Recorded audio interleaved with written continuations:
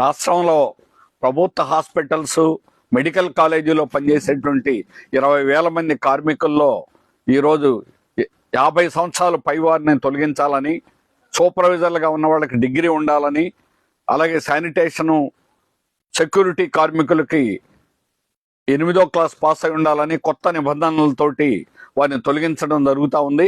దీనికి వ్యతిరేకంగా నిరవధిక నిరాహార దీక్షలు జరుగుతున్నాయి. కడపలో ఈరోజు ఏకోదవన 3 గంటలకి సుమారుగా 200 మంది పోలీసులు టెంట్ మీద దాడి చేసి మనోహర్ యూనియన్ ప్రధాన కార్యదర్శి సహా నాయకుల్ని అరెస్ట్ చేయడం జరిగింది. నిన్న అనంతపూర్లో కూడా ఈ రకంగానే దాడి చేయడం అనేటువంటి జరిగింది. ఈ రకంగా దాడి చేసి ఈ ఉద్యమాన్ని ఆపలేరని హెచ్చరిస్తున్నాం రాష్ట్ర ప్రభుత్వాన్ని. మీరు పెట్టే నిబంధనలు శుద్ధ తప్పు, ఇవి చట్ట వ్యతిరేకం. ఇటువంటి నిబంధనలు పెట్టి కార్మికులను తొలగించి కాంట్రాక్టర్లు డబ్బులు తీసుకొని లక్షల